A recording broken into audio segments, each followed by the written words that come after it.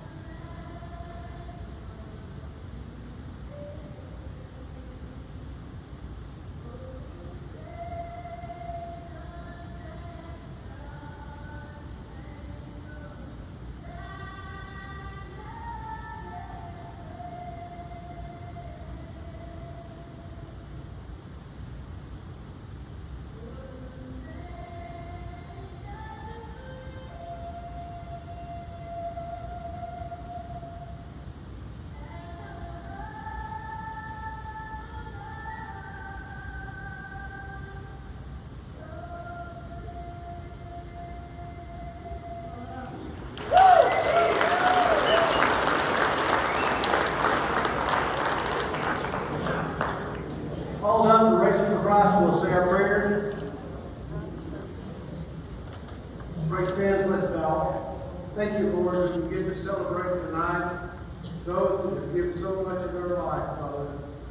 That these guys and gals today only represent what you have done for us through the blood of Jesus Christ, and we thank you for that. But we thank you as we celebrate these guys and what all they've done for us, the entertainment they've given us, and all the love that they've shared with their support. It's in Jesus' name we pray. Amen. Amen. Thank you, Paul. We want to welcome some special guests here. Shane Carson's here from the National Sprint Car Hall of Fame. Shane, where are you? Say hi. He's out there. Also, we got JD and T.O. Cormack from Kansas City, Missouri, and Wayne and Carson and James from the Texas Racing Reunion are here. The Mule Skinners are beating us. Thank you, Mule Skinners. They're going to have 4 lights to perform, so if you all want to get up and eat when you like, that'd be great. As soon as we're done, we'll get this show on the road. Welcome, and thank you for being here. Here's what we're seeing, the motorhomes and all the race cars. It's just really a nice deal. So thank you, Jack, for letting us do that. And go out sometime and look at it. It's probably have limited hours come November when it gets cold, but make that a place of destination for y'all to go. We want to thank everybody on the board of the Motorsports Hall of Fame for putting all this deal together. Thank everybody for being here. Like I said, we're going to get started here. We've condensed all the bios down a little bit, so if they're not exactly like the book, which they won't be, a couple of them will be. The shorter ones. Just get a magazine and take it home and finish reading. In the past years, we've tried to read every line, and it's through here till like 11:30. Everybody had cots out on the ground, and they were looking at me throwing me tomatoes at me, which I love red tomatoes, so no big deal. But still didn't like people for that. So we're going to have an intermission after Jerry Elrod. After we do him, we're going to have a little intermission. We're going to pass the helmet, try to raise some money for the Hall of Fame. So be generous there if you can. And we're going to auction off this helmet. He's my model. This is my van of wife. This is Greg Husband. Thank you, Greg. March around real pretty. Come on.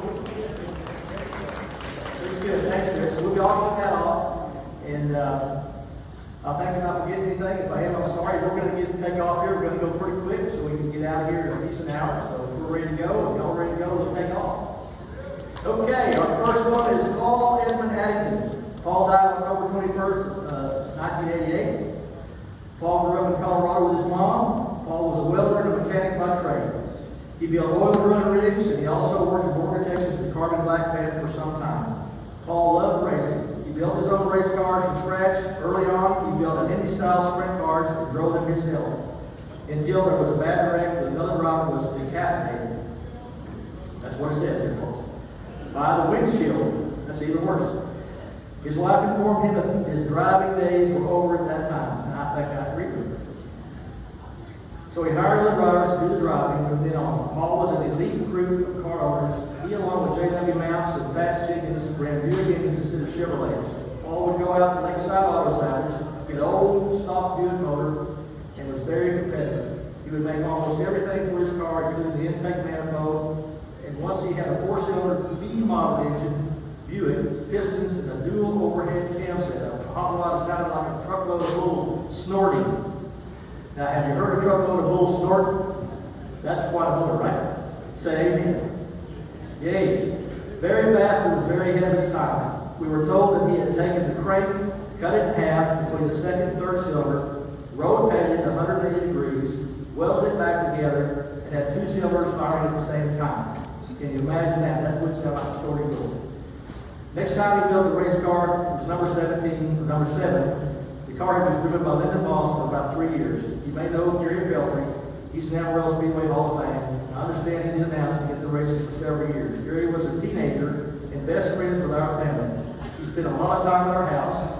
He was kind of like a big brother to me and Pat. I was only 11 or 12 when my dad quit racing. Some of the drivers and our owners, I remember Tommy Blue Jacket, and he won the trophy dash the day that this girl was a trophy girl at age 9. That's a young trophy girl. Sleepy Nelson, Tom Brown, Lyndon Moss, R.B. Mounts, Fats Jenkins, Ernie Gordon, R.B. Thunderbird, Neville Powell, G.W. Evans, and a host of others. Doug Poston, Gene Moore, and Greg Lee. Thank you, Amarillo Racing, for inducting my dad, Paul Addington, into the Racing Hall of Fame. I'm sure he would be very honored. Thank you, Gary Belfry, for the info you provided for me for this memorial. Welcome, Paul Addington, to the Hall of Fame.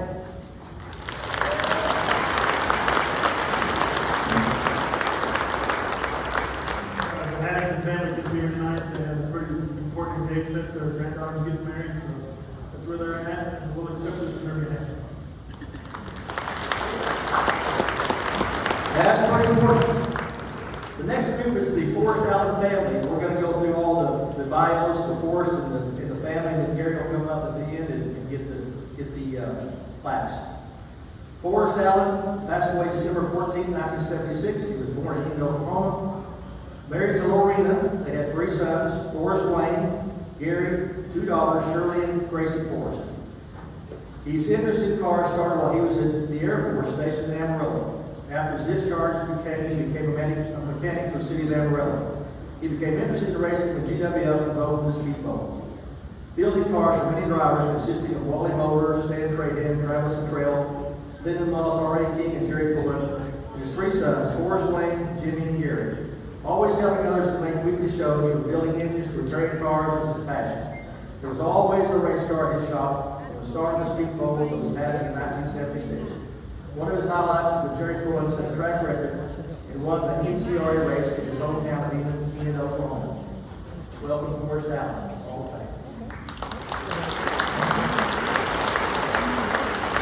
Next is the Forrest Wayne Allen. Passed away May 4th, 1986, born in Douglas, Oklahoma. He had 1 son, Kelly, and 5 daughters, Kim, Wendy, Jalen, and Jana, and Chelsea. Forrest Wayne acquired his interest in racing from his father at an early age. He purchased his first car while in high school. He raced a number 88 car with the wind-up key and the animal tails on the back. I remember that thing. It was a pretty cool deal. For many years, till C.J. Bixel built him a car, and he changed cars to number 40. He raced in all the divisions of speedboat at one time. Also raced on a limited basis at Amarillo Raceway. Always a weekly race until his passing in 1986. Welcome, Forrest Wayne Allen.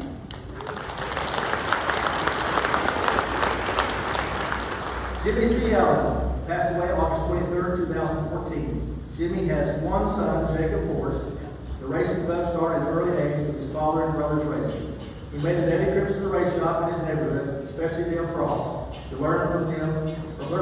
His dad purchased a super modified for him to race while he was 15 years old in high school. As he became more experienced, he began to travel the NCRA tracks to learn more from the best. Nicknamed Hollywood by some of the local racers, he honed his skills and he became one of the better drivers. As a part of the bushwhacker racing, he competed locally to super modified division with drop. He finished third in points several times, and second in the dirt track Labor Day show. Welcome Jimmy Allen, the Hall of Fame.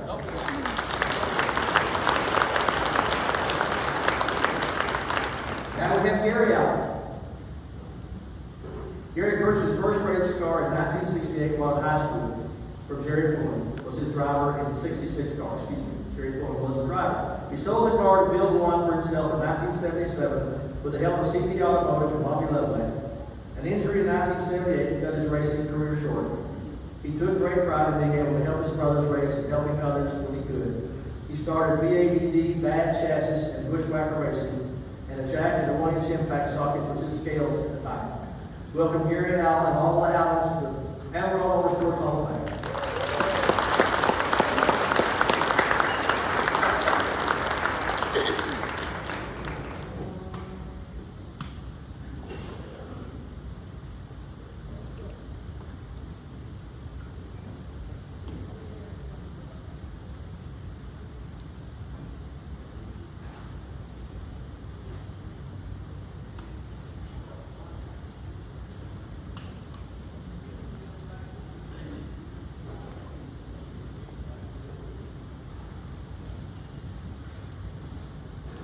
Gary said he had a really long speech written, but he just didn't know if he'd have enough time to get it worked in.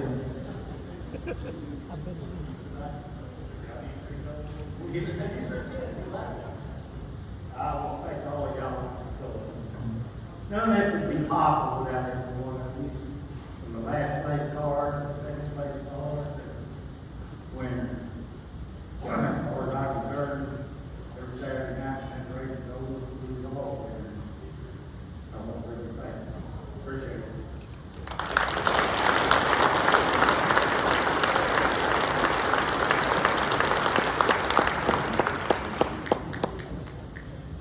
Congratulations, Alan. That's a big deal to have that many people in your family to race and do all that, hang it all together for a lot of years. Our next recipient is Jackie Austin. Jackie. Jackie born 8/22/52 in Amarillo, Texas. I started street racing at 17. I purchased a 57 Chevy dirt race car from Terry King and took it to the speedboat. I realized the passion I had for dirt racing and purchased a 56 Chevy from Tommy Levy. Shortly after that, I was blessed with the friendship of Willie Newkirk. Willie began building my motors and setting up my cars to win. Winning was so much fun. But a few years later, Willie Newkirk in Dogburg built my first late model. I went on to win the track championship in 1979. Fast forward a few years, I was able to order a car from Larry Shaw. With the Shaw car, I won a lot of races, and the late model division was canceled in Amarillo, and I made a decision to go on the road. I began racing in Lubbock, Wichita Falls, in Oklahoma City, Lawton, and Woodrow, Oklahoma. I learned a tremendous amount setting up my car and driving techniques. I felt like it was time to retire, so I sold everything and started fishing. I remember it.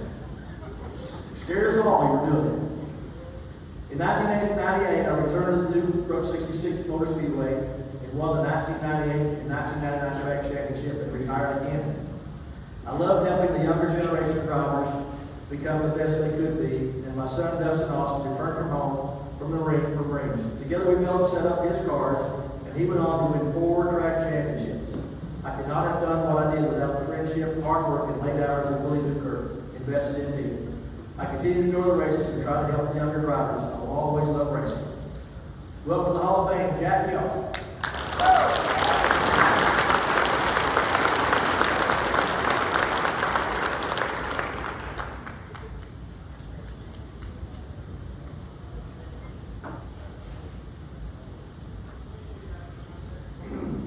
First of all, I thank the good Lord. Second of all, I want to thank my wife, my family. I want to give all my thanks to Willie Newkirk. He come along back when I was struggling, and he's the one who built it and made it possible. And I thank everybody that always come to the races, and like I said, it's all a big family, and I appreciate each and every one of them.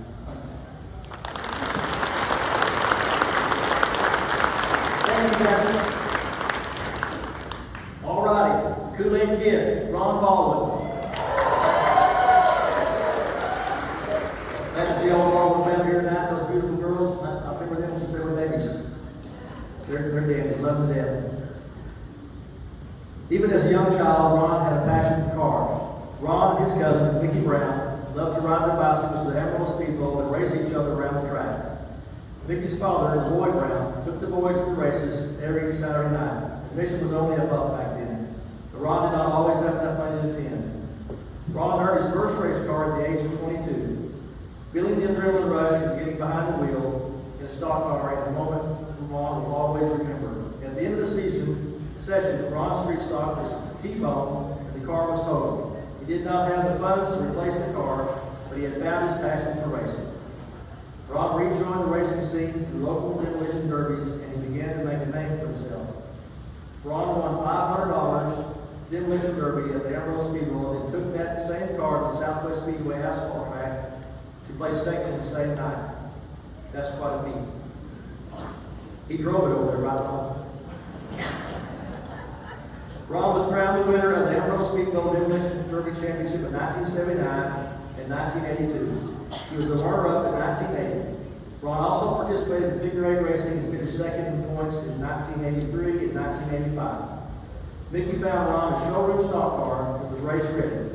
Ron and Mickey took turns winning many main events, but the session ended with Ron third in points and Mickey as the champion.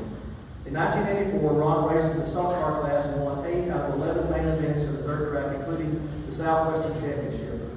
Ron decided to buy a 100-inch stand super modified and race wing and non-wing sprint cars in 1987 to 1989. At many tracks, including the dirt track, Devil's Bowl Speedway, and Oklahoma City Fairgrounds Route 66 Speedway. It opened in 1984 and lit the fuse for many of Ron's career highlights. He made history by winning the very first feature main event hosted at Route 66 Motor Speedway. Ron won many $1,000 feature races, but his favorite moment was winning a Superstock main event sponsored by Coors. That's because Budweiser was a sponsor. Little competition there, I love that. Ron raced in the Superstock class from 1994 to 1997, and finished first and second every year and won the season championship with points. He cherishes the memories of racing gave him, and will never forget the thrill of starting at the back of the pack and winning a main event. Ron would like to thank his crew chiefs, Billy Hoffman, Steve Long, Chuck Anderson, and Scott Brown. He would also like to thank his engine builder, Carol Call. Ron appreciates all of his sponsors who put their faith in him, especially Budweiser, who sponsored him for 8 years. He would also like to thank God for blessing his racing career and keeping him safe. Ron still attending local races as well as annual Lucas Oil Chili Bowl, Nationals in Tulsa, Oklahoma. Ron currently resides in Saline, Texas. He is blessed with 2 daughters, Summer and Barry, and a great son-in-law, Tyler Wilkinson, and 3 granddaughters, Eleanor, Olivia, and Blair. Tyler Wilkinson, his son-in-law, will come up and say a few words for Ron, and then we'll welcome Ron Baldwin to the Motorsports Hall of Fame.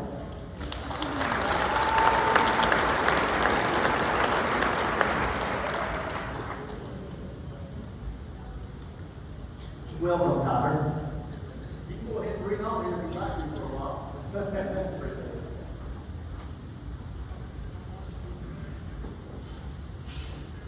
Well, good evening, everybody. My name is Tyler Wilkinson. I am Ron Baldwin's son-in-law, but as all of y'all know him, the Kool-Aid Kid.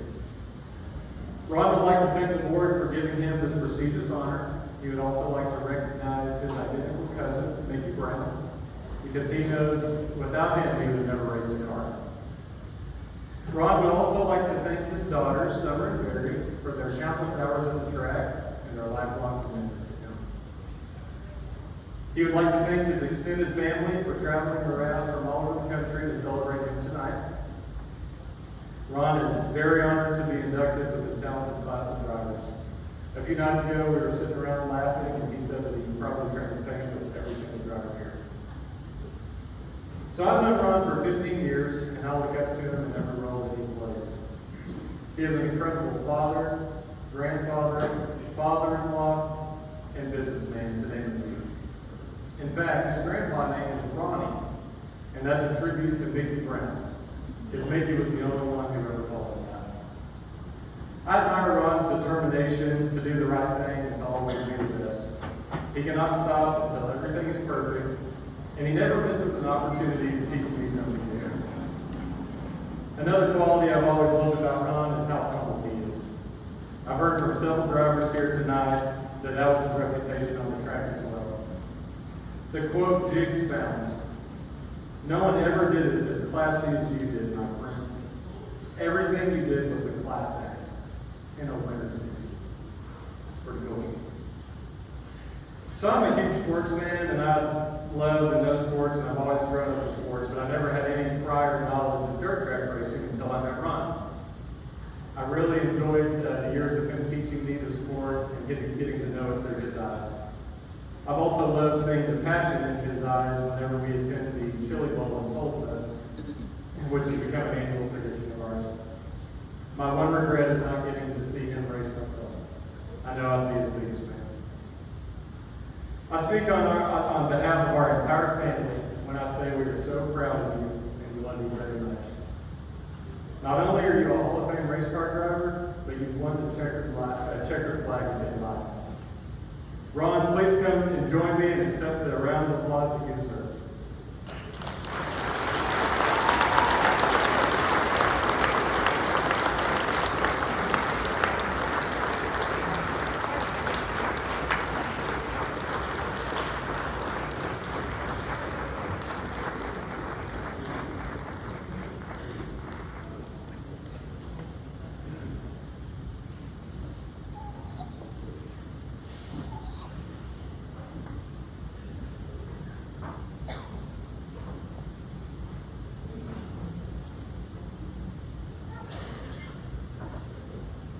Can we give it up one more time for the Kool-Aid Kid?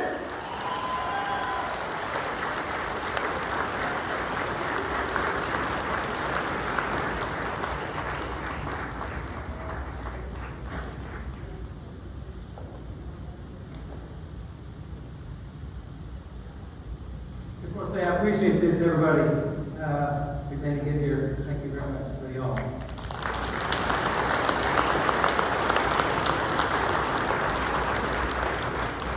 Good job, Tyler. Our next recipient is Ron's cousin, Mickey LeBoy Brown. Flying Indian. One guy. Mickey LeBoy Brown was born September 15, 1951. As a child, he raced bicycles and swap cars against his cousin, Ron Baldwin, and his friend, Willie Newkirk.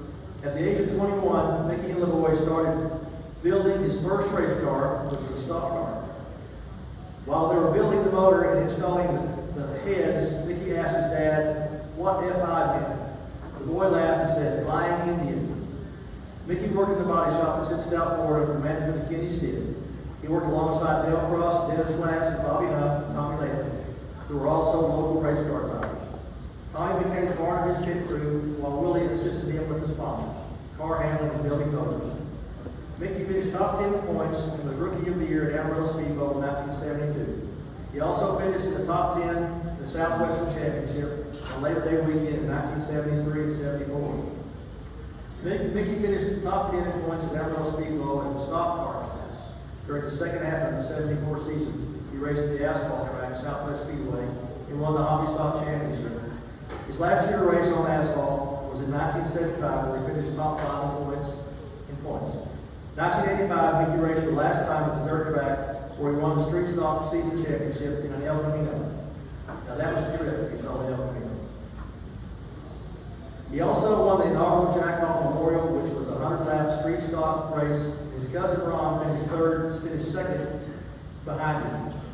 Mickey was abundantly talented in both building and racing cars. In 1994, Mickey built a super stock car and a street stock car to race at the new Route 66 Motor Speedway. On one particular night, Mickey started the back of the 3 races and won the C, the B, and the A main event in the street stock class. In 1998, Mickey won the National Aero Modeling Championship in Muncie, Indiana. So that's huge.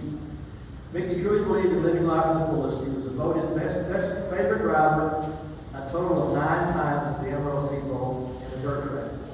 Mickey Lemoy Brown, the Flying Indian, passed away June 7, 2012. Welcome Mickey Brown, the Flying Indian, to the Motorsports Hall of Fame.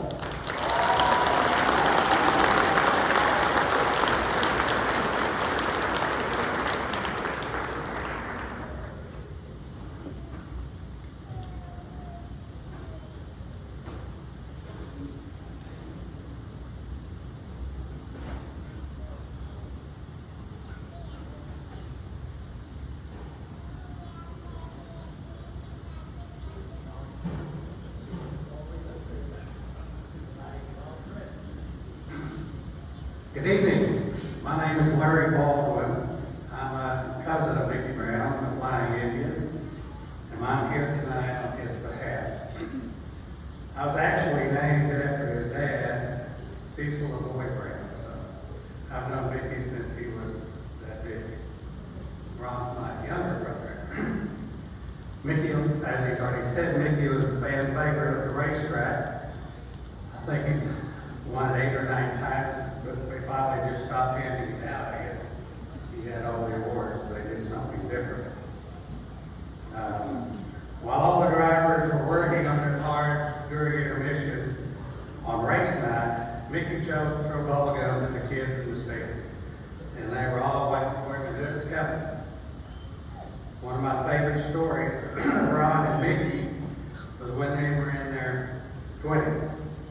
They were out looking for a car for Ron to drive in the demo derby.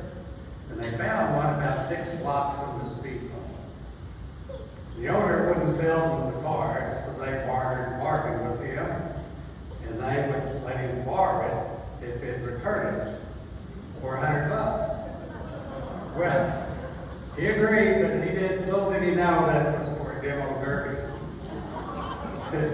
His car was returned with the windows knocked out, the doors welded shut, flat tires, everything was, Needless to say, the owner wasn't very happy. When he went in the house, they heard that Mickey and Ron, I think they disappeared real quick. But everything, that's a true story. And what's amazing is my brother told me that, I don't know when the next demo derby was, but they actually went back to that guy again. And he got the car for $50 this time. But it wasn't any good for anything else, I guess. Yeah. It was so common for Mickey to call me and just tell me a joke. More times than not, he'd laugh before he got to the punchline, as everybody would know if they heard him tell a joke. If you met Mickey, you loved him. His open mouth, tongue out laugh was contagious, and he never met a stranger. He was always so happy and energetic. You couldn't help but smile and enjoy yourself when he was in the room with you. In fact, he was known for having the biggest pit crew around because everybody loved to be around him. There's no doubt that Mickey loved his grandsons more than life itself. He was quick to brag about their latest sports stats and invite everyone to their games. Now I'd like to invite Mickey's 2 grandsons, Keegan and Peyton Connor, to come up, and their cousin also, Brandon Connor, is here. If please come up and get the award. Thank you.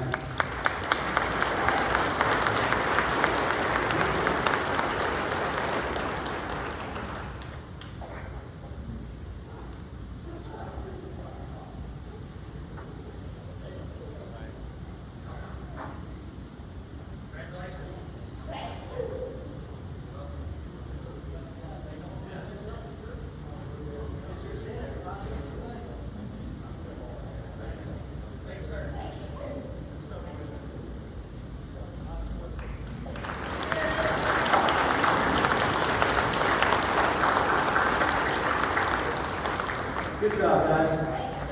Oh, bless you, sweetheart. That was dandy. I love that. This next guy is part of my tribe back in the day when we were single, Dean Ray McCann and his brother Jerry, the 2 handsomest twins in the race car industry back in the day. I thought of a story though, but I'm gonna quit trying to tell stories because it lingers on too long. Gene and I were in 1970 something. We're in Oklahoma, and we had a date with these two girls. And we always told the story about 3-2 beer was not stout enough for you. You know, it's just sissy beer. You couldn't drink it, wouldn't do anything. That was no good. So we had a date with these two girls, which I won't mention any names, because Gail's here. And we had a date with these two girls. We went to the beer store and got a case of 3-2 beer. So, well, we'll drink all this and I'll come back and another one. So we went over to the girls' house. They were all visiting. We started drinking the 3-2 beer. And about 8 or 9 3-2 beers in, I looked at Gene and I said, "Oh, I'm good." I said, and he looks at me and said, "This stuff works." And I said, "Yes, it does." So we both learned about 3-2 beer at the same time. I could go on about that story, but I'll stop now. It gets interesting as the time goes on. The 3-2 beer really works, in case y'all didn't know. It does the same thing as a 6.0, just for how many you drink. In 1970, my friend Tony Wadowski called and asked me if I wanted to help paint a giant race car. I told him we would, we made a super modified for the Commander Bob Cody. And so it begins. After that, Jerry and I painted 3 race cars for Ron Parker, 71, 72, and 73. And in 73, Randy Willingham bought a new Parson car and asked Jerry and I to paint it. After that, we painted every car for him through the 78 season. Bob Cody liked Randy's car, so he ordered one for himself. When he came in, he asked Jerry and I to paint it. We painted that car and many more for the following seasons. We also painted cars for Billy Joe Smith, David Brown, Stars and Stripes cars for the Bicentennial. We also painted cars for Jiggs Fans, Bobby Richardson, Kenny Stitt, Roland Brunson, Larry Roberts, Mike Wilson, T. Evans, Gary Suter, and many, many more through the years. Jerry painted Dennis Arney's car a few times, and Dolly Ball's car once I painted. Is that right, Paul? One time, I think. With my friends Drew Skipworth and Ted Fancher. I painted Marvin Clark's tractor a couple of times, and Jerry started pitting for Bob Cody in 1973 and helped Bob win many championships. I started bidding for Randy Willingham with Billy Krause. Thank you. I appreciate it. Those were the real girls. Jerry Wise, Bobby Chandler, and Mike Craven in 1974. I was bidding for Randy when he won the Southwestern Championship in 1974.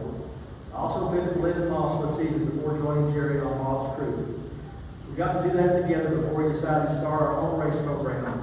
In 1979, I bought Randy Willingham Super Modified, and the number 46 was born.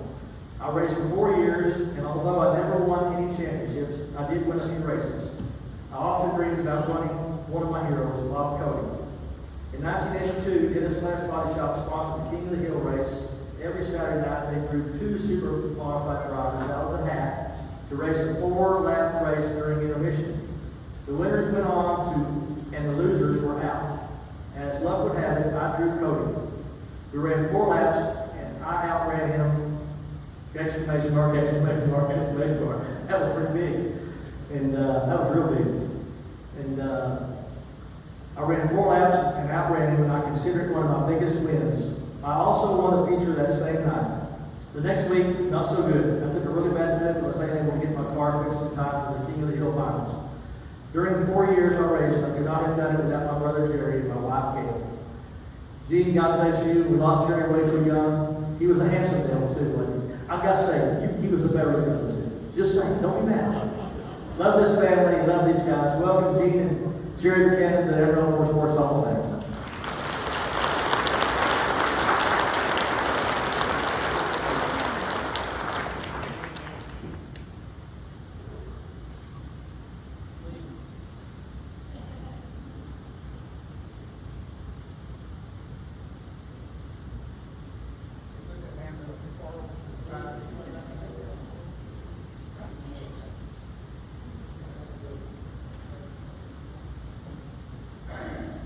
He's taller than me. I know most of you people out here, and thank everybody for coming. And these were the glory days back in the 70s and the 80s. And Jerry and I painted a lot of race cars. And we had a lot of fun. And some of these stories that he tells, I don't know what he's talking about. It must have been him and Jerry. But Jerry is not with us anymore. And like Billy said, he was the better looking of the two. He thought. But We really enjoyed our time at the racetrack, and was some of the best times of our life. We met some of the best people in the world at the racetrack. So I just want to thank everybody for coming tonight, and thanks for this honor.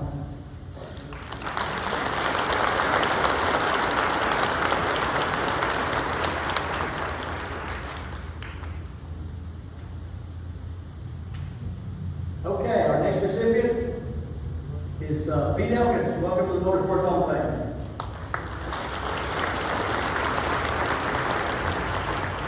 Pete Elkins' racing career began in 1971 at the age of 13. G.W. Elkins told Pete that if he would get off dirt bikes, he would get him a stock car because at least he had a roll cage. The next day, dirt bikes were gone and Pete was ready for a race car.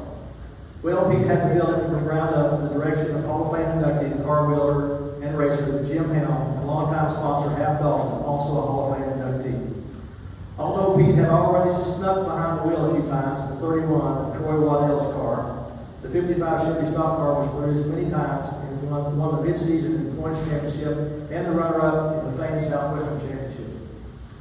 In 1976, Pete irritated former car owner Frank Hardy to pull his super modified from the corner of the garage and let him have a try at the wheel. Dale Cross and Pete both won Rookie of the Year in this car. GW purchased the car and put National Sprint Car Hall of Fame member Bobby Ward, the Arkansas Travel in it, and ran second in the Southwestern Championship. And so it began. Betty Elkins was not pleased about the open wheel cars, but things moved on after a Saturday night update from Billy Joe Smith spilled the beans that Pete was driving an open wheel car as Betty was in the Houston at MD Anderson with cancer. After the passing of Betty, Pete Elkins racing was Pete's priority. Elkins racing was Pete's priority. GW purchased a Bob Walker car out of Oklahoma City. Pete ran this car for a while in Amarillo and in several big green CRA races. That came a NASCAR purchase from the Hall of Fame member Alvin Sharp. This car and Pete did not mesh, and Pete purchased the best car he ever drove from local chassis builder Tommy Brunson and CT Automotive. This was the last car Pete had before he retired from racing. There are lots of people to thank along the way that helped Pete out, including big racing supporters GW and Betty Elkins, Lanny and Beverly Edwards, Joe and Gene Gillespie, and Donna, who followed him up and down the roads to many races. Walt and Hazel Dozier and family, another Hall of Fame member, Danny and Walter Dozier and families, and Bobby Huff and hauled our cars to and from the track, a 6-stout record, because we did not even have a trailer when starting out. Mike Riggs, who was a great pit man, Putt Roberts, a great crew chief, Jigs Founds, a great friend as we shared a shop. Carl Davis, Cecil Price, and cousin Mike White, James Gibson, Hap Dalton, Jim Helms, Greg Mixel, Roger Jacobs, Walt Hickenbotham, Greg Lee, another member of the Hall of Fame, and so many others that helped Pete along the way. Pete is truly honored to be a member of the prestigious group and previous future individuals and inductees. Just here to preserve memories and friendships. Thanks to all for the memories. Pete Elkins. Welcome, Pete Elkins, to the Motorsports Hall of Fame.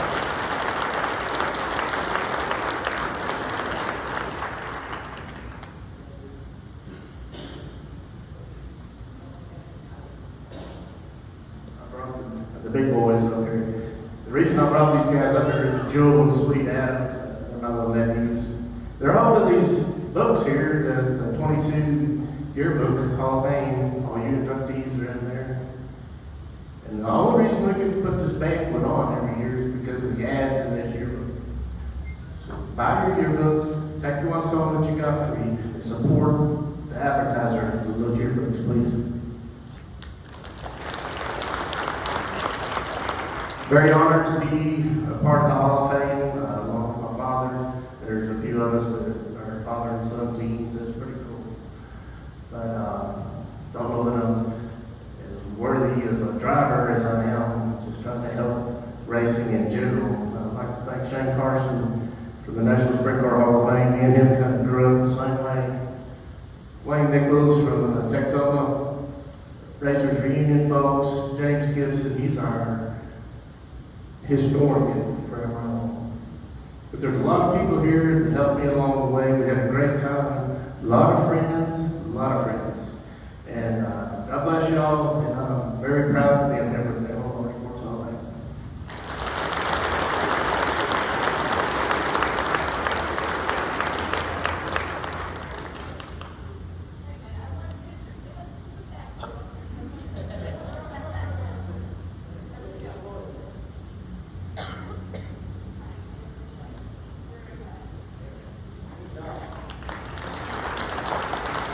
Thank you. Our next inductee is Jerry Paul Elrod. Jerry died October 26, 2014. Jerry Paul Elrod was born in the small town of Kemp, Oklahoma. Elrod was practically born behind the wheel of his grandpa's 32 Ford pickup. As a young teen, Elrod continued his obsession with all things related to cars, learning how to work on his own motors and becoming heavily involved in the border street racing scene. As a result, Elrod became well known for his ability to win races, and most importantly, evade the police. This began a career in racing in and around the Texas Panhandle region that spanned from 1963 to 1980 on both dirt and asphalt. Elrod's circle track racing career began in earnest at the Amarillo Speedboat, where he drove at least 7 different cars from 1963 to 1971. He raced super modifieds in 1967 and 1971, but ultimately preferred running full-body stock cars. He was constantly competitive regionally and quickly developed a reputation as a hard charger. His most successful year on dirt was in 1968. We racked up several wins during the number 99 pale blue 56 Chevy he built with Larry Schaefer. Elrod was well liked by fans. He took a short break from racing between 1972 and 74, but was asked by a friend to drive an asphalt street car at Southwest Speedway in 1975. That nudge was all he needed to become involved in racing full-time again. Elrod's most successful and memorable year on asphalt was 1977. He and his crew built a burnt orange number 1 55 Chevy, the car that is probably remembered most among Amarillo racers. Using an engine lifted from a school bus, Elrod dominated the modified stock class in 1977, winning the season championship at Southwest Speedway, Rookie of the Year at Southwest Speedway, and the Texas Short Track Championship that was runner-up at the Texas Modified Late Summer Classic. After the success of the 1977 season, Elrod and his crew decided to build a late model car, a beautiful burnt orange Camaro that dubbed the Texas Longhorn car. Elrod was fast in late model and won several races, but a rash of engine failures made running the car cost prohibitive. Elrod sold the late model and came back for one more race in the 1980 season, the Texas Short Track State Championship at Southwest Speedway. Driving his son, Tony Elrod's yellow Camaro, in modified stock class, Elrod swept every race that night, including the feature. Elrod's second Texas Short Track Championship victory was his last competitive race as a driver, a fitting end to a wonderful racing career. Welcome, Jerry Elrod, to Motorsports Hall of Fame.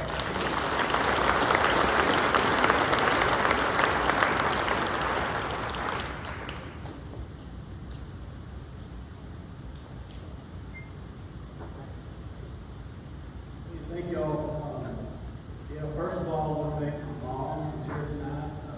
Without my dad doing what he did for 20 plus years in the race cars and helped me and my son in our careers.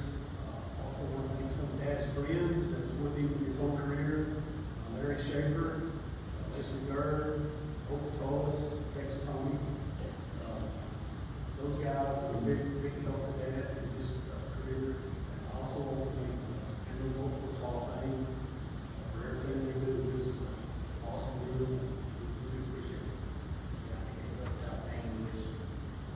The most that we can hear this year this with us tonight, but we'd like to thank you all for coming. It's an amazing opportunity to get our family back together, celebrate Papa. It's always fun to look at these pictures, but I think it's even more fun to be able to share these with this community. And I think my dad started sharing these on the Facebook group a while back, and I think that's the absolute best way to use a tool like that is to bring this community together. It's really cool to be able to come back and be part of this. But also, I think Papa was as good as a mentor and as he was a race car driver. My dad myself, and was also still wanting to build this into his late 60s and kids at the racetrack, not there's any kind of controversy with this. Thanks again, Papa, and thank you.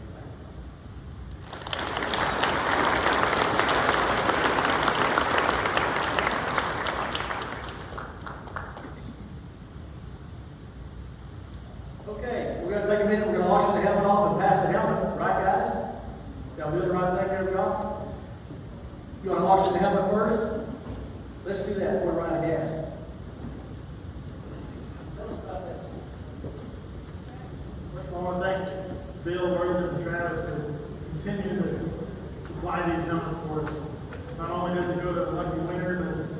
runs at the museum, at the Hall of Fame.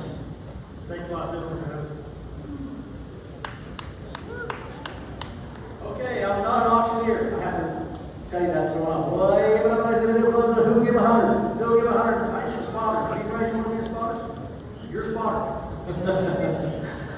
Who'll give $100 on the helmet? There's 100. Start me off somewhere. Thank you, Terry Tripp. Okay, who'll give 150? 150, 200, 150, 200, 150, 200, 200 right here. Help me look, Rick, because I'm old. It's a shadow out there. 200, Terry Tripp. 250. 250, 250. Who'll give 250? Anybody 250? 250? Come on, help us out. 250. Money goes to a great cause. Sport and Hall of Fame. 250. 250. Got 200 here. 250. 250. 250. 250 going once. That's how they do it. I know that part. 250 going twice. Yes. 250. Okay, we got 250. Hey, thank you. 250. Who'll give 300? 300. Got 300 here. Hey, we're rolling now. 350. Who'll give 350? Got 300. Who'll give 350? 300, 350. 300, 350. I'll use that going once, twice. Going once. Going twice. So, very good. Now as we do in every year, we pass the helmet. If you got any spare change you want to put in there, we're just trying to raise a little money for Sport and Hall of Fame. So, if you as it comes by, if anything is welcome. Thanks, Terry Tripp, for buying that. Would you model it for us? I know it'll mess up again. Thank you. Okay, we're passing the helmet. Is there one helmet or two helmets, or how many helmets we got? Okay, we got one on each side of the ribbon.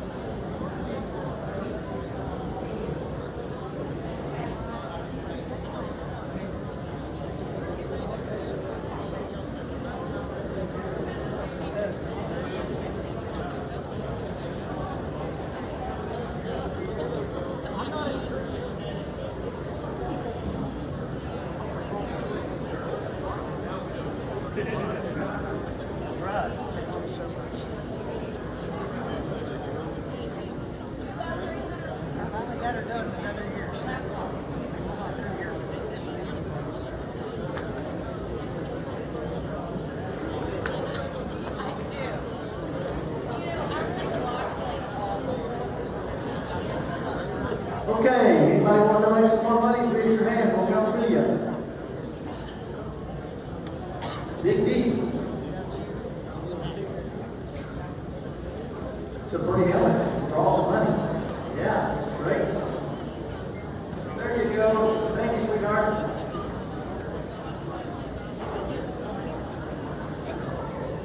Here we go.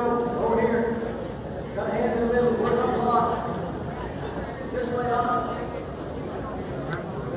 very much for that. It means a lot.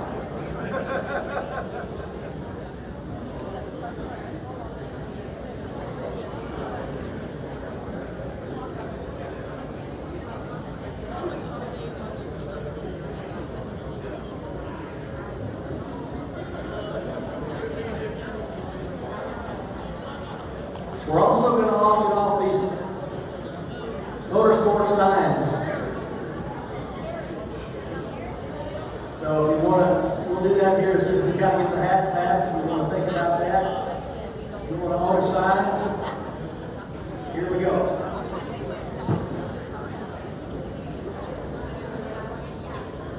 It's got to be a fun thing. Banquet.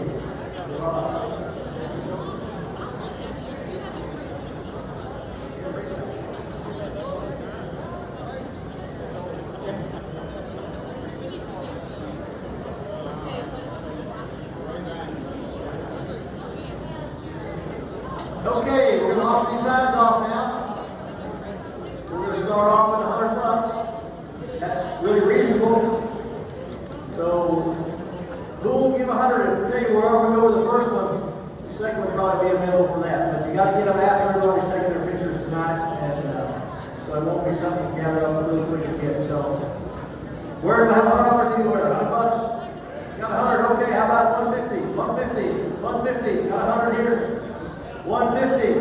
Got 150. Who'll give 200? 150, 200. Got 200? 200. Who'll give 250? 200, 250. 200, 250. 200, 250. Where's the 200? 200, 250. Who'll give 250? 200, 250. Got 200, 250. Got $200 on the sides. Who'll give 250? We're auctioning the sides off. 250. Got 250. 250. Who'll give 300? 250, 300. 250, 300. 250, 300. Anybody in? Got 250. Anybody at 300? Going once? Going twice? Sold. 250 right here. Thank you. Would anyone like the other side for 7,000? It's a bargain. Just give 250 for one. 250 for the other one. Anybody in? 250 for the other side. There. Okay. Got you. Right here. He's the 250 one on the other side. Okay. Thank you. Okay. We're ready to continue. Everybody ready to roll down here? Okay. We have a suggestion box up there if you want to drop the name of an inductee in it. You're welcome to do that. It's right up on the front. So if you know somebody that's worthy about being inducted into the Hall of Fame, write their name down and put it in the box. Okay, our next inductees are Wendell and Ruthie Fowler, NHRA Division 4 Stock Eliminator. Wendell began his hot rod career in the early teens in Lubbock, Texas. He was a regular at any drag strip in the area with his 1955 Chevrolet Bel Air 265 cubic inch V8. Though Wendell would become much more well known for his entrepreneurship in the GM parts and performance parts business over the years, while working at Scott and Dickey Chevrolet, he never lost his roots in his desire to be a part of the drag racing community.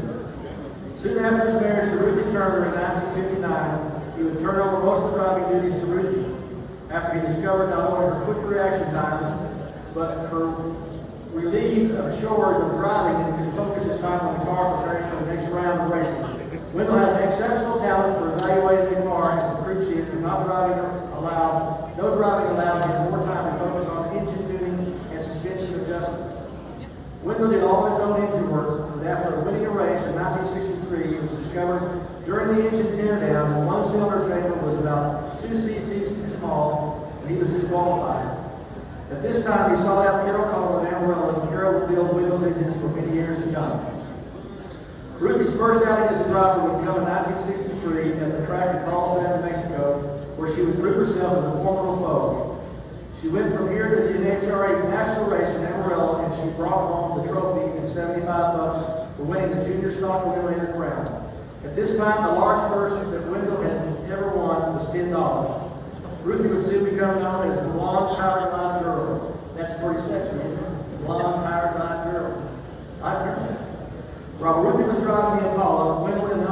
Scott and Dickey came up with an idea for marketing the new Opel brand being sold at Scott and Dickey. Over the next several years, Ruthie and Wendell would attend most of all the NHRA Division 4 races and several NHRA national events running one or both of the Impalas. They would set and reset the national NHRA records in C-stock automatic and D-stock automatic and G-stock automatic numerous times from 1963 to 1968, winning numerous division events and always qualifying for the year-end World Finals race. They were both highly respected by their peers and also great friends to the racing family and community. Ruthie would become a full-time mom and retire from her driving duties in late 1966. From 1967 to 69, Wendell ran several events, but he began to commit more time to developing his fast-growing GM parts business in Lubbock, Texas. By 1970, Wendell had grown Scott and Dickey parts operation from a small parts department, taking care of dealerships and technicians to one of the largest GM parts operations in the state of Texas. He was also GM's largest seller of Chevrolet performance crate engines and performance parts. This is a tradition that carries on today at Scott and Dickey. He then purchased a 73 455 Blue Transport to run the stock eliminator. Wendell and his son Mickey would eventually run 9:17 elapsed time over the 455 naturally aspirated unit, making it the fastest unit in the country in 1979. His legacy is still carried on today at Scott and Dickey Parts Center. Wendell passed away February 15, 2015. Ruthie and her husband John King and her husband John King reside in Austin, Texas. They attend several car events and races when time is allowed. Welcome to the Hall of Fame, Wendell and Ruthie Fowler.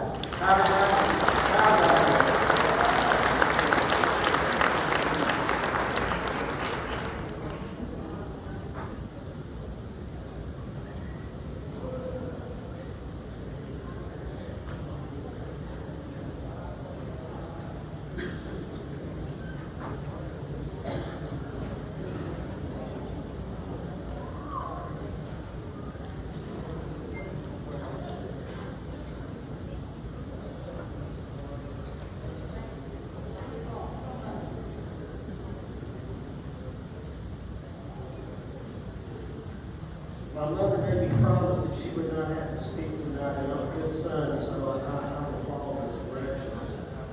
But the other problem with that is that when I have an audience, there's only two things I know how to do. One is preach, or the other one is go bench racing. So I got a bunch of racers out here, and I love that opportunity. Let me say, first of all, and I mean this looking out over this crowd, I stand among heroes. You people are my heroes. I'm really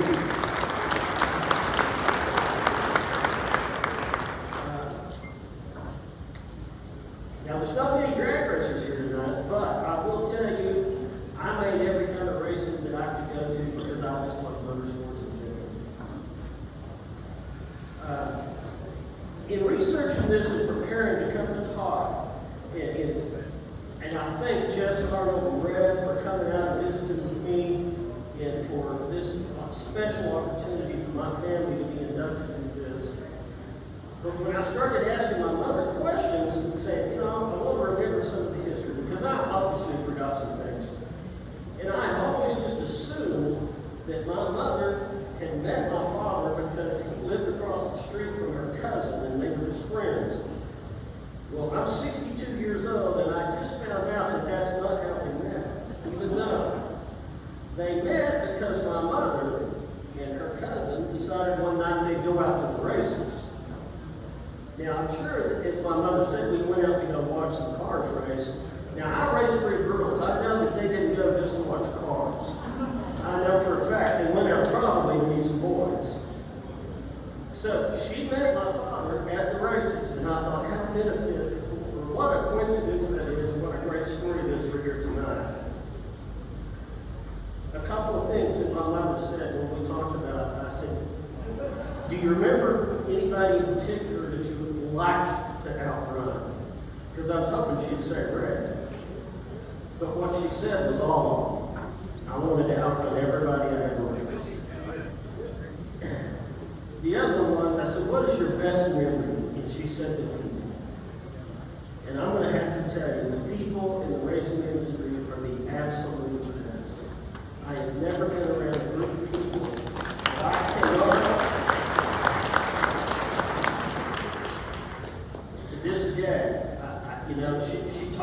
about it, she said, you know, there's the great people, there's the characters, there's just the ones that you love to be around, there's the ones who you could share a laugh with, and there's the ones that you could cry with. But the most amazing thing was always the ones that you didn't even know who would come over to help you work on your car.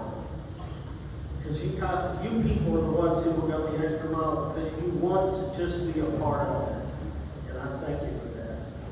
I can't say enough about, and I know you guys have seen the car out there, all of this would not be possible without the Scott and Mickey family. And that specifically because when my dad went to work there in 1959, he went to work for the Scott and Mickey family. It is still in the same family. It's owned today by John Swacker, who's married to a Scott. And they have been a blessing in our lives that just can't even be measured. We're good people, great people to work for. Real quick about my dad, people would ask me what it was like to work for my dad. I went to school, got a degree in mechanical engineering, and he said, why don't you come to work at the dealership? And I thought, well, why did I go to school to get a degree in engineering? But he offered me more money than what they offered me in engineering, which I thought, that's a pretty good deal. But working for my dad, I would tell people, did you ever see the movie Patton? Because he was like General Patton. But the thing about that is, and how Patton was, it was an absolute truth. If you gave your best effort, and you were loyal to him, he would take a bullet for you. And that's the kind of guy he was at the races too. He would stand up for you at the races. But he wanted to outrun you. In closing, I got to grow up in a racing family. I was born at the racetrack. I love to race. I'm still involved in racing. And one memory that really comes talking about my dad, I grew up in a time in the 70s where, we went out street racing. So on Friday nights, my dad would take me as a teenager and we'd go out on the hunt. And my favorite lesson, I remember my dad, because when you find somebody to want to race, it was always, what are we going to race for?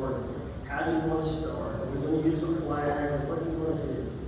My dad's line was always, why don't you just take off and I'll catch you. Thank you very much. Thank you to the Hall of Fame. I can't wait to be back. Thank you. Congratulations. Our next inductee is Tommy Lee. Tommy Joe Lee was born in Amarillo, Texas on August 14, 1952. He grew up in Amarillo and graduated from Cameron High School. He was an expert motorcycle mechanic and loved racing. He was one of the true pioneers of flat track racing in the area. He raced with John Johnson, Randy Carvell, Bill Hotchkiss, Don the Red Baron Parker, Smokey Joe Gooden, and others. He was known as Tall Pine to his racing friends because of his height. After suffering a career-ending injury in Ruidoso on the half mile, he quit racing and worked at spinning wheels. From there, he went on to work at Banquet for 36 years. He was extremely well liked by all who knew him. Welcome to the Amarillo Motorsports Hall of Fame, Tommy Lee.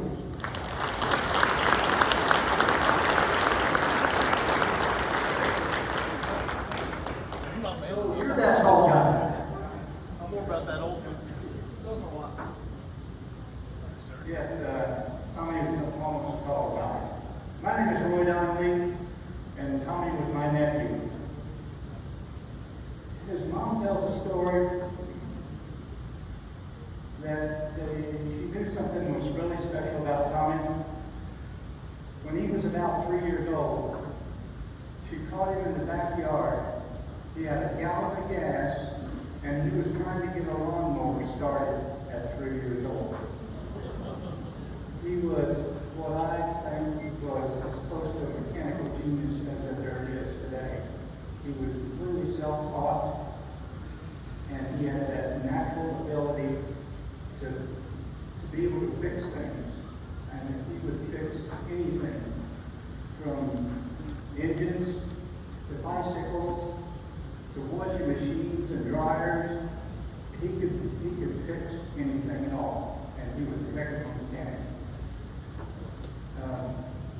tonight, the members of the Lee family that are here to honor him, and myself and my wife, we came from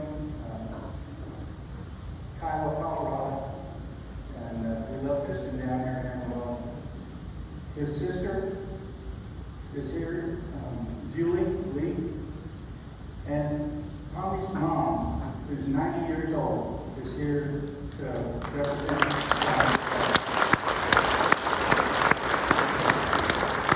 And I'd like for you to meet Linda Lee, who was Tommy's wife for 36 years. If she can come up here and accept the plaque. Thank you all for having me. We really appreciate it.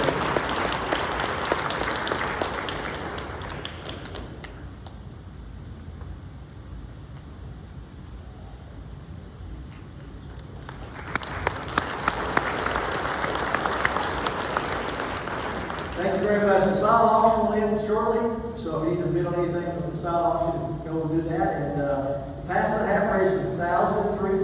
So, yay! That's great. Thank you very much. Our next recipient is Dog Wall. You guys win the Fan Club Award if I ever saw it. Give yourself a big hand. You guys look great. Thank you, sir. You're awesome. Dahl started his racing career in 1970, and his first main event win was the second night out by outrunning Dale Cross. Things really got tough after that when you start at the back. I got into the rollover club. The next year I jumped into the dirt champ cars. Took a while to win. In a main event in the class running against Bob Cody, Kenny Stitt, and many other fast cars. The love of racing was my soul, and finally started running the top 10 most nights. To top it off, runner-up one year and track champion the next. Then I won the Southwestern Championship. One of the great nights was in Lubbock, Texas. I won 2 mains in a row. A lot of good nights and a lot of bad nights. Competition was getting really tougher every year, and I continued racing for more than 40 years and enjoyed every minute. As I get older, I started running against my kids, grandkids, and great-grandkids of my early racing opponents. My kids were always great support, and I loved it also. They loved it also. I want to thank all my people that supported me and worked with me to win races and have a great time racing. Welcome to the Motorsports Hall of Fame, Dahl Duvall.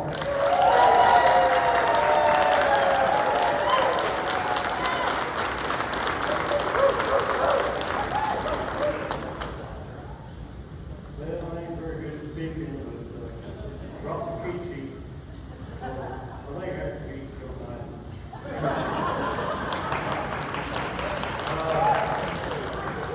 Anyway, you pretty well put everything out there that I want to say. I love racing. I still love racing. And if I had the chance, I'd probably do it again. But I met my wife about 20 years ago, and she supported me for my last few years. So we've been doing some other things in life. And I just want to thank all the people that helped me. Got a few here, Ronnie Kidd, Jerry and Colin Oliver, and Jerry and Gene Buchanan, Rick Anderson, and Ardell Senior. He was the one that helped me get racing.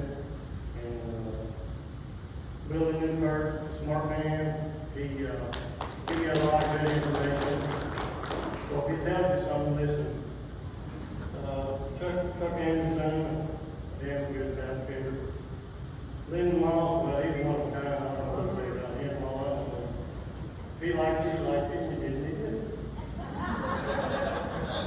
And Jimmy King, he was the best track promoter that I think I ever met. He was something else. I'll miss him forever. I want to thank my family. They helped me all the way through. My sisters, my daughters. They always give me support. My daughter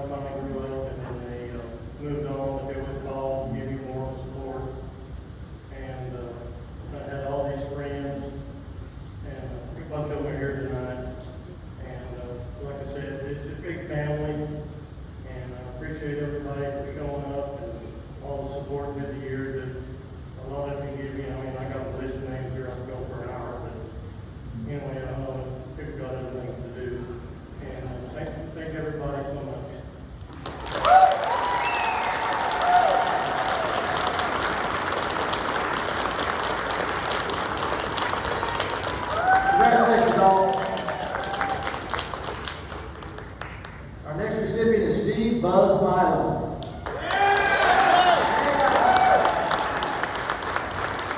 Steve got to racing primarily at an early age by traveling to local dealerships to see what the new models had hit the lot. This being the late 1950s and into the early 1960s, which was the golden era of design that would lure in the impressionable teens. Steve's first car was a 63 Impala 327, which he paid for by moving irrigation pipe mornings and nights around school and football practice. This allowed him to travel local tracks like Childress, where he won his first NHRA race event in C-Stock. Steve enlisted in the Air Force in 1966 as an airplane mechanic and served our great country in Okinawa and Vietnam. Steve returned home from his tour in 1968 and was stationed in Columbus, Ohio. He went back to work as a local Texaco station and returned to his love of racing, but now at National Trials Raceway in his Camaro, which is also the family car.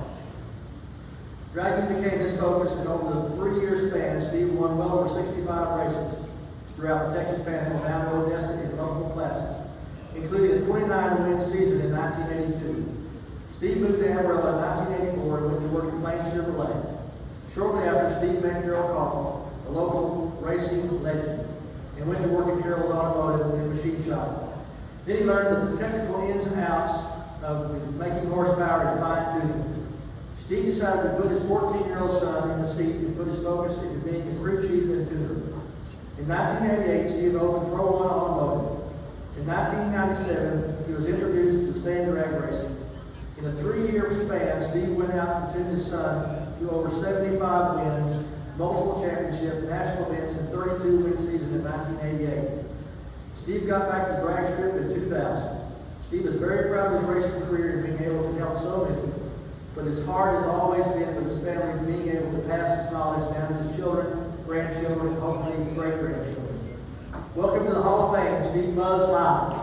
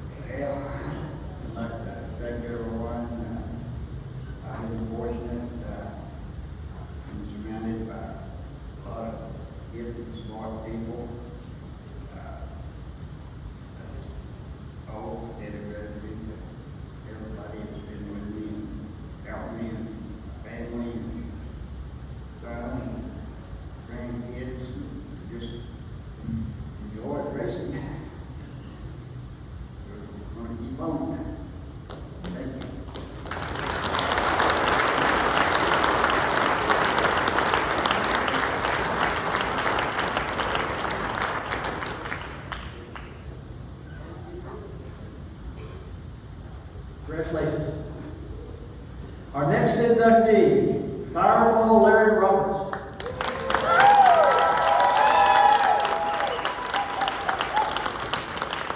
Larry and his dad helped numerous people with racing. I know when my son raced, they built the car and fixed it and helped us. They were just awesome people.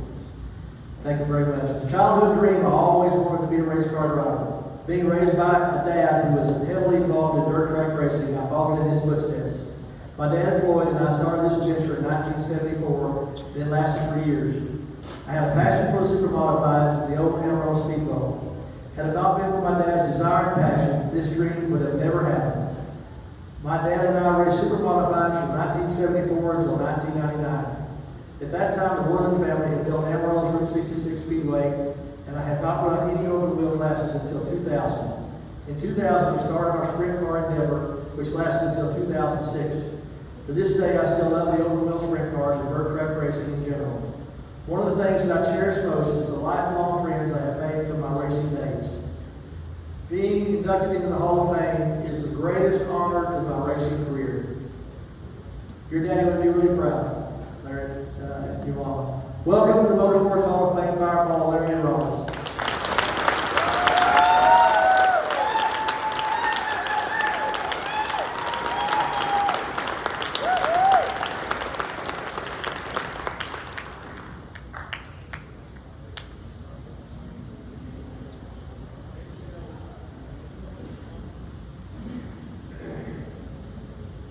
You know, as a kid, and many kids today have heroes.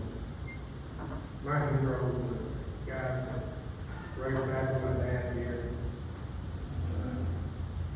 Kenny Stead, C.J. Pistol, Ed Thunderbird. A lot of those names you probably don't know, some of you do. And yeah, it was a dream of mine to get to do what I got to do, get the best out of that. So I'm so proud, so honored. This is probably the biggest most cherished trophy that I've ever have gotten. And I thank you all for supporting this Hall of Fame. And I hope it goes over way after a lot of us are gone. So thank you all very much.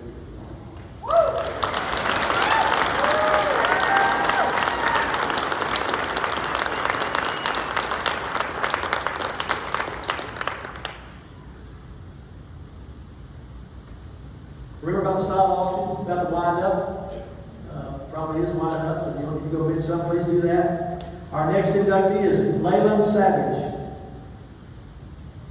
Leyland got his racing career at Nobby Lanes back in the mid-60s, which was a slot car racing facility on Washington Street. There he met guys like Tony DeLisio Sr., Ernie Boynton, and Ed Wade.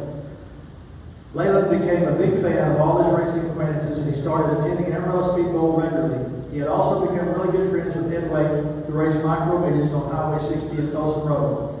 Leyland started spending a lot of time with Ed and became Ed's mechanic. In 1967, Ed purchased a new factory, Shalandia, didn't say that right, I know guys, out of Costa Mesa, California, and they were off and running. Leyland was Ed's mechanic from 1967 to 1970. They were members of the NMMA, or the National Micro Midget Association. Leyland was able to assist Ed to 2 number 6 and 1 third and 1 number 1. No one could run the numbers 1 through 10 unless they earned the number of accumulating national points. Leyland had acquired the blueprints of the Shalandia he had worked on for several years and built his own car in 1972. This is a B class. After a year of that, he moved up to AA class. This was the class he raced in until 1978 when his son, Scott, took over. He stayed involved and kept his family, his only son, in the car until 1992. Then he had built a second car and dropped back down to the B class with a 125cc Suzuki. In 1984, his final year of driving. Locally, the midget track was a club-owned facility. All the proceeds were meant to be donated to local speech and hearing center. With that being said, Leyland had multiple offices in the club and work parties at his racetrack, at the racetrack. He would do anything he could to stay involved in his love of racing. One of his favorite things was painting race cars. This was a talent he learned way back at the old Pontiac dealership downtown. Leyland never pursued automotive painting as a career, but he kept up with the new processes as things changed over the years. Leyland was diagnosed with Alzheimer's several years ago and finally passed from complications of disease on August 10, 2021. Locally, he didn't have a household name other than micro midget racing, but in the NMMA, everyone knew him. As far as I'm concerned, that says everything. Welcome to the Motorsports Hall of Fame, Leyland Savage.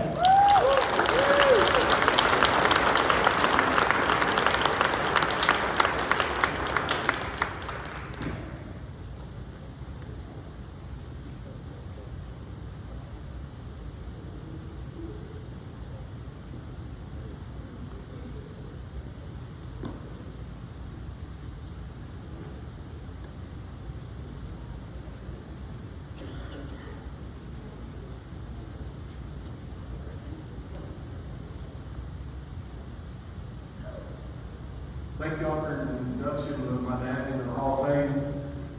He'd be really stoked over this. I wish he'd let him long enough to know about it. Like I said, he got Alzheimer's.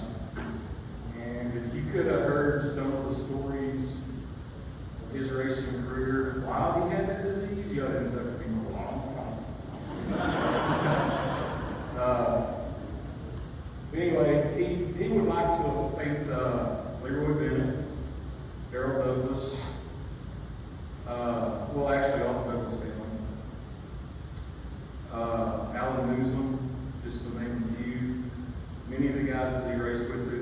couldn't have done it without him. And I know that he would like to be able to claim here for one of you. He had a lot of friends in other racing junior, modified stock cars, as you know.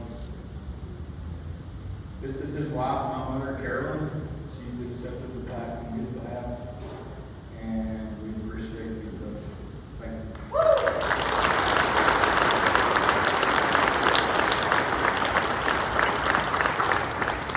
Congratulations. Our next inductee is Billy J. Jerry Taylor, also known as Pinky Taylor. Jerry J. Pinky Taylor of Amarillo, affectionately known by racing colleagues as Pinky, grew up in Mobile, Texas. Pinky was an athlete from day one, playing all sports throughout his school career and earning the title of high school football's all-state quarterback. A true and fierce competitor, Pinky raced quarter horses, thoroughbreds, and lawnmowers. Not counting out. He even participated in antique tractor pulls. However, Pinky's most enjoyed racing at Amarillo Speedway. He started off in a jalopy division in the 1960s, then drove stock cars and finished his racing career with modified cars. He absolutely loved to win. Supporting Pinky's racing hobby was his wife of 51 years, Latanya. Pinky shared his love of competitive racing with the next generation, as their three sons each won Amarillo Soapbox Derby championships under his watchful eye. Through this process, Pinky impressed upon them a valuable work ethic with the catchphrase, "If you're going to do it the right way." Pinky was born July 19, 1936 and passed away March 3, 2022. He is survived by his wife Betty and three sons, Ross and his wife Kimmy, Greg and wife Belinda, Ryan and wife Connie, and one daughter, Starla, 7 grandchildren and 8 great-grandchildren. He suffered the losses of his first wife, Latanya, and 2 grandsons. Please welcome to the Motorsports Hall of Fame, Billy J. Jerry Pinky Taylor.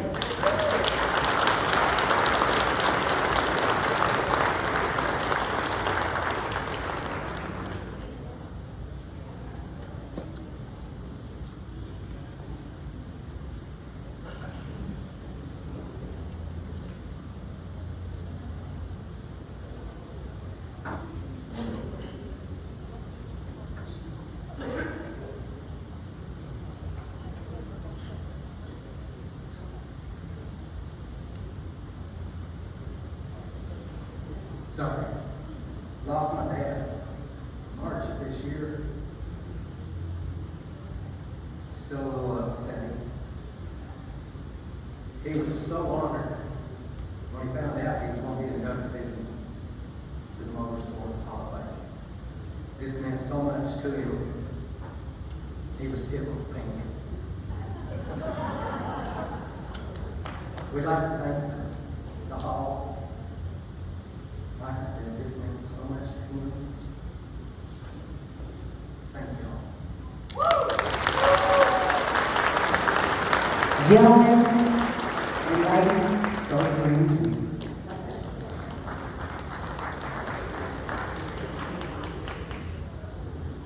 Thank you. Congratulations. We're going to end the silent auction now, so if you want to run up there and do some more betting, go right now. It's fixing to shut down. And our next inductee is Terry Tripp.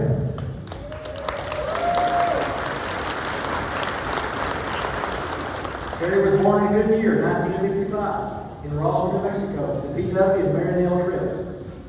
P.W. Tripp started the original Tripp's Harley-Davidson dealership in Roswell, opening on January 1st, 1956, when Terry was nearly a year old. In 1963, P.W. moved the dealership to Amarillo, Texas. Terry was born into the motorcycle business and was around all forms of racing as a young child. When he was 9 years old, he learned how to ride a motorcycle. He would ride his motorcycle around and around in the backyard. He started racing in the pipeline runs at the Canadian River when he was 9 and a half, racing from the bridge to the pipeline and back. He kept going back to the river and entered motocross races. When he was 13 years old, he started flat track racing. He did flat track racing until he was about 29 years old. His daughter Christy remembers a time when his motorcycle broke down at the flat track in Amarillo. He was so far ahead of everyone that he was able to still push the bike over the finish line and win first place by about 5 bike lengths. Big deal. Terry received numerous rewards, including the B-Class Championship, when he was 16 years old, and he also won the season championship for indoor racing in 1975. Around 1986, he started racing super modified sprint cars.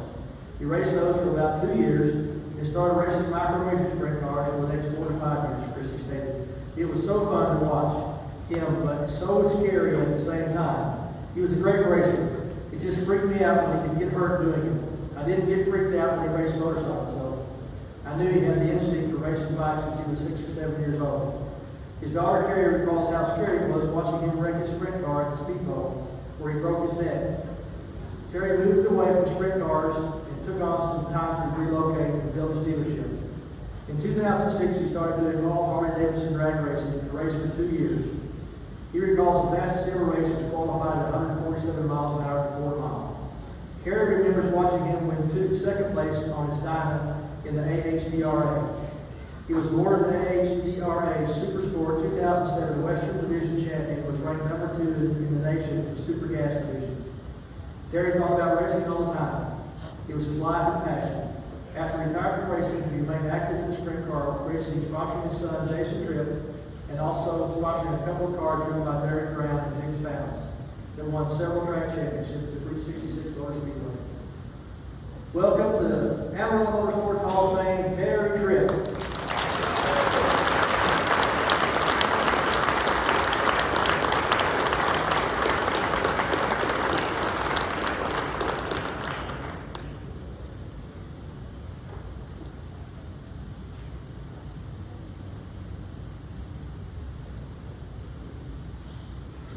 Well, what an honor to be inducted with all these great people that are in it now.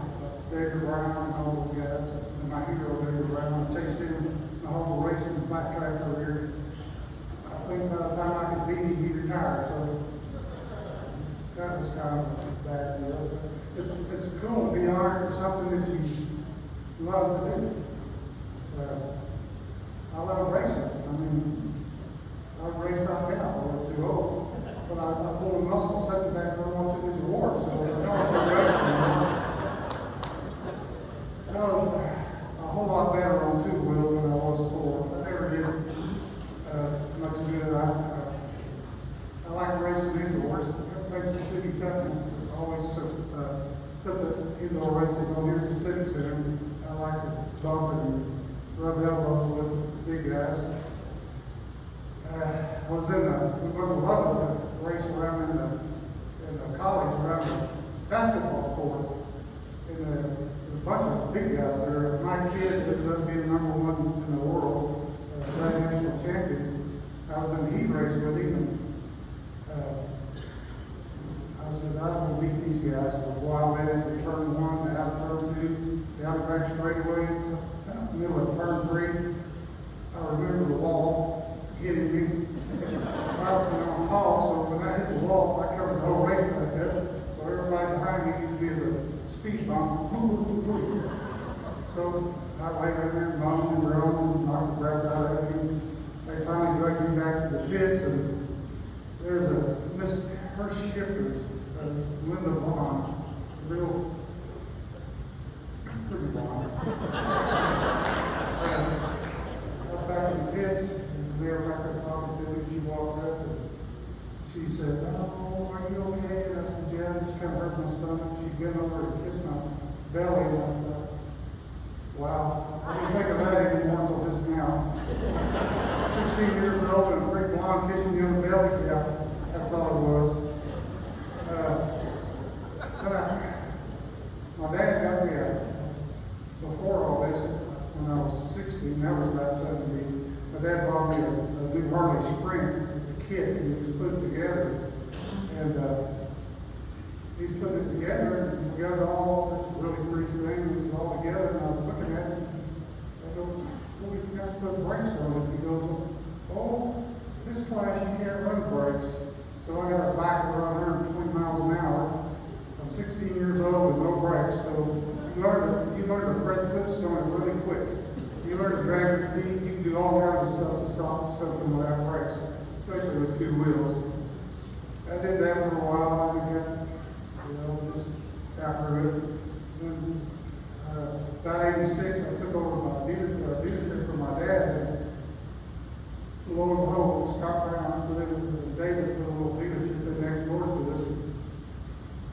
started getting through this stuff, and all of a sudden I'm in a sprint car, or not a sprint car, a super modified.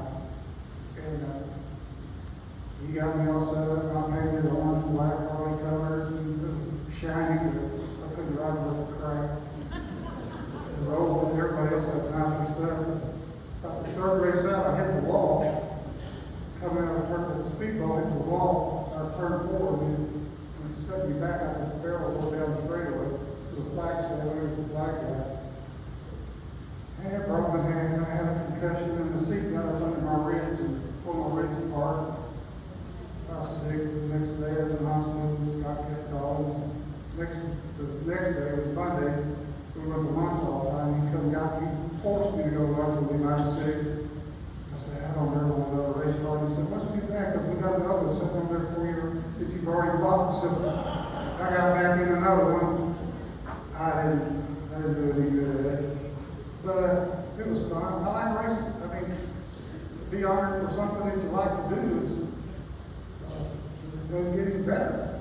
Especially, you know, I made so much money, I bought this jacket. I'm going to take it back tomorrow and get my money back. I got the tax, so I get my money back. I went backwards. I should have gotten the micro vision first, because the sprint and all racing is a full-time job. And I already have a full-time job, so I had 2 full-time jobs. I couldn't concentrate. When I'd be sitting in line to go run a maintenance or something, I'd be worried about how to pay the parts bill next week. And so I decided I got to get out of that. I got into micro visions, and it's the same thing. It's a full-time job. It costs a lot of money. So we got out of that, and then Harley came out with a drag bike, what's called Meteor Destroyer, and I started racing, and it was a truck driving job. Because you figure I was running 2 bikes that were less than 10 seconds. Time I practiced a little bit, qualified, and the race, I was only on the track about 2.5 minutes the whole weekend. And I drove 1,500, 2,000 miles for the race. The diesel is cheaper for how long you ride. It's always expensive.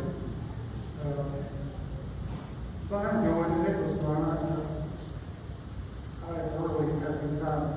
But it just, at the end of it, was 14 races, and one would be on, started in Gainesville, Florida, and then we went to, there was one end was come back and spend a weekend, and go to Seattle, Washington, and come back and go to St. Louis, and it was just a miserable drive. But about 3/4 of the way through the season, I qualified. Number 1 is a super gas guy, 9.741, which is 907, 970 is perfect. So they called us off. We got all get in the middle of the drag strip, and they called us out, and we walked last and walked qualified. During this whole race season, they kept calling me the tall Texan, Terry Tripp, the tall Texan. Texas, I thought, oh, okay. When we got out from the middle of the street, they was calling out our names out, and I stand there and I looked at just like this. I felt like a 3rd grade teacher with all his little classmates and all these little drag racing guys that were this big. And I couldn't figure, you know, when they'd weigh, and they'd have to put weight on theirs, and they'd look at me and go on, weigh enough. But it's a cool deal. I mean, I enjoyed it. But it's a job. Anybody that's been in racing knows that it's another job.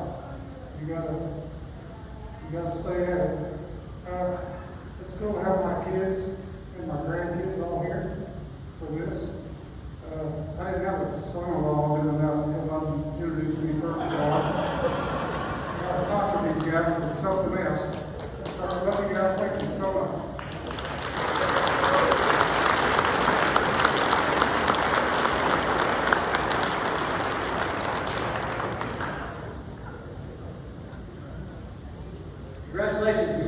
Congratulations to everybody that's here, that won. It's a big deal. Support the Motorsports Hall of Fame. Please settle up your tab if you bought anything. If you bought these things, see the ladies in the back. And we thank you from the bottom of our hearts for being here. Go out and be safe, be kind. Tell somebody you love them every day. God bless you all.